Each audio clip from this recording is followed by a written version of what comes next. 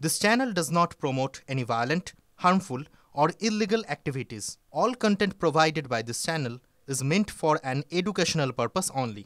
Top quality और consistent performance के लिए सिर्फ सिल्वर पंप नाम याद रखना। তৃণমূল কংগ্রেস কর্মী খুনের ঘটনাকে কেন্দ্র করে বসিরহাটে আবারও গুলি চলল। মহিদুল শেখ নামে এক তৃণমূল কংগ্রেস কর্মীকে লক্ষ্য করে গুলি চালানোর অভিযোগ উঠছে। অল্পের জন্য রক্ষা পেয়ে গিয়েছেন তিনি। লক্ষ্যভ্রষ্ট হয়ে গুলি লাগে বাড়ির দরজায়। 17 জুন বসিরহাটের ঘোনা এলাকায় গুলি করে কুপিয়ে খুন করা হয় তৃণমূল কর্মী আনোয়ার হোসেন গাজীকে। নিহত তৃণমূল কর্মীর ভাই জাকির গাজীর বিরুদ্ধে গুলি চালানোর অভিযোগ উঠেছে। দাদা খুনের ঘটনার বদলা নিতেই কি জাকির গুলি চালালেন, এ প্রশ্ন উঠছে। ও গুলি চালালো, এর ফাঁকে আমার বাড়ির দুটো ভাইপোর ওরা মিথ্যে কেড়ে যায়। ওদের পিছে টানলে সোমবার ডেট হয়। আমি ওদের রোববারে ডেট করি, রোববারে কোর্ট বসেই ওদেরকে আমি বার করি। ও সেই সূত্রে আমার ওদের রাগ আছে। সেই রাগের সূত্রে ওরা আমার বাড়ি এসেই মানে ষড়যন্ত্র করিয়ে এই গুলিটা আমার চালাইয়ে। ঝন্টু আলী শেখকে কালকের রাত্রিরে অ্যারেস্ট করেছে আমাদের কৃষ্ণবাবু। ওনার দৃষ্টিটা এড়াবার জন্য এই জাকির গাজীর নামকে ওরা চক্রান্ত করেছে, করে এইটা ফাটাচ্ছে। ওরা বলেছে যে রাত 2টোর সময় গুলি করেছে, হ্যাঁ, আর আমরা বাড়ি ঢুকেছি 3টের দিকে। সেই সময় কৃষ্ণবাবুর সঙ্গে ওই জাকির গাজী ছিল ওই ঝন্টু আলী শেখের রেটে, হেমলগঞ্জ থেকে নিয়ে আসছে।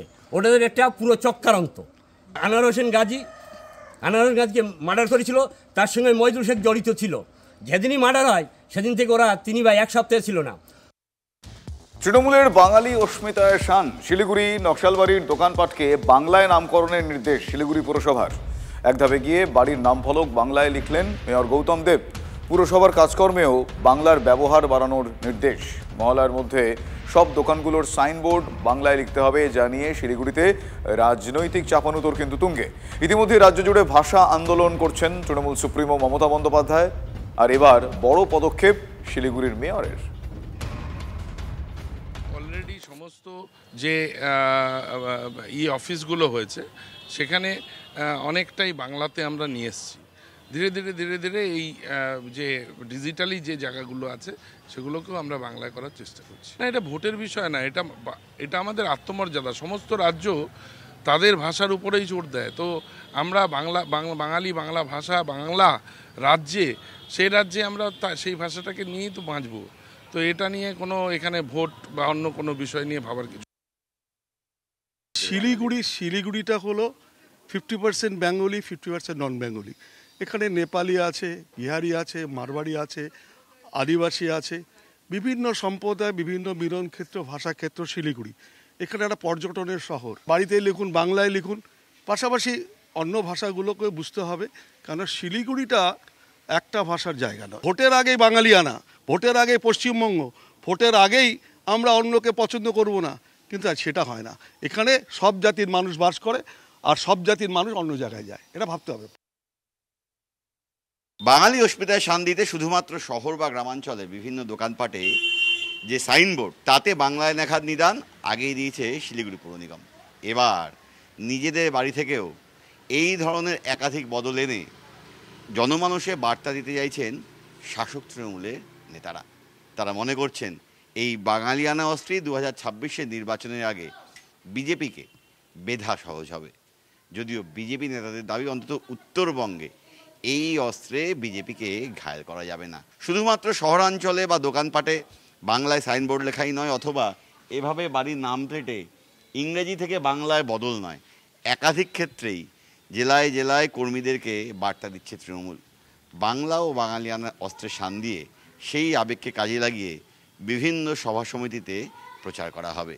পুরসভার অন্দরেও এই ধরনের নেতৃত্বের যে সমস্ত চেম্বারগুলো রয়েছে সেখানেও কিন্তু ইংরেজির পাশাপাশি বাংলায় নেমপ্লেট তৈরি করে নেওয়া হয়েছে। ক্যামেরায় দীপায়নের সঙ্গে প্রসেনজিৎ, TV9 বাংলা। উত্তরবঙ্গে দেখলেন বাংলা অস্মিতায় শান। এবার হোটেল থেকে হাসপাতাল, কলকাতার সব দোকানপাট, সংস্থা, প্রতিষ্ঠানের সাইনবোর্ড বাংলায় লেখা হতে হবে। কলকাতা পুরসভার নির্দেশ। বিজ্ঞাপনদাতাদেরও বলা হচ্ছে সব বিজ্ঞাপন বাংলায় লিখতে হবে। কেন্দ্রীয় সরকারি অফিসের নামও বাংলা করার জন্য কেন্দ্রকে চিঠি পাঠাবে রাজ্য। সাইনবোর্ড নিয়ে কড়া কলকাতার মেয়র, কি বলছেন তিনি, শোনাবো আপনাদের। আমরা এর আগে নোটিফিকেশন করা সত্ত্বেও অনেকে আছেন যারা সাইনবোর্ডে বাংলা লেখেনি। অনেক বড় হোটেল আমরা রিকোয়েস্ট করার পরে একটা ছোট্ট করে নিচে বাংলায় তাজ বেঙ্গল লিখেছে। ওটাকে আমি রিকোয়েস্ট করবো যে আরও বড় করতে। না, সাইনবোর্ডে আপনাকে বাংলা রাখতেই হবে, অন্য যে কোনো ভাষাতে রাখুন, আমাদের কোনো আপত্তি নেই, কিন্তু কলকাতা শহরের সাইনবোর্ডে বাংলা ভাষা লিখতেই হবে, নালে সেই সাইনবোর্ড আমরা নামিয়ে দেব। শুনলেন একেবারে নির্দেশের সুরে, একদম নিদান যে সাইনবোর্ডে বাংলা লিখতেই হবে। এই মুহূর্তে আমার সঙ্গে টেলিফোন লাইনে রয়েছেন বিজেপি নেতা সজল ঘোষ। সজলবাবু, কলকাতা পুরসভার তরফ থেকে যে নির্দেশিকা, মেয়র নিজের স্বয়ং যেটা বলছেন, এই বাংলা অস্মিতায় শান, এটা বলবো, পাশাপাশি এটাও বলা যায় যে বাংলা ভাষার প্রতি অগাধ ভালোবাসা। কিভাবে দেখছেন এই ভালোবাসা? ভালোবাসা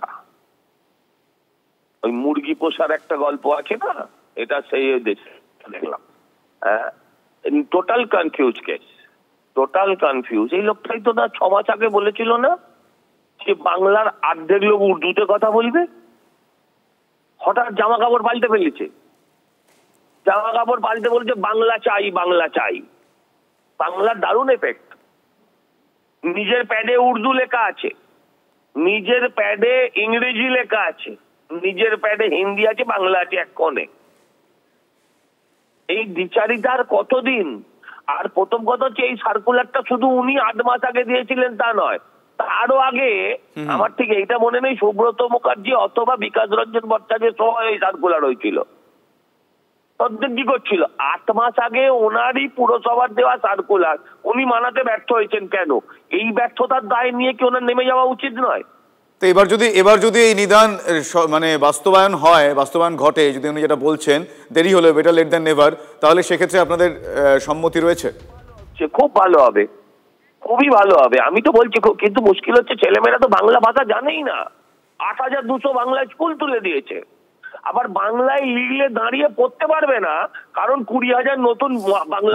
অর্থাৎ আপনি আরো একটা গুরুত্বপূর্ণ প্রশ্ন এক্ষেত্রে তুলে দিলেন যে বাংলায় সাইনবোর্ড ইত্যাদি লেখা হলে সেক্ষেত্রে যারা বাংলা পড়তে লিখতে জানে না তাদের ক্ষেত্রে কি হবে? সেক্ষেত্রে বাংলা শেখানোরও একটা পদক্ষেপ করা উচিত। অনেক ধন্যবাদ আপনাকে।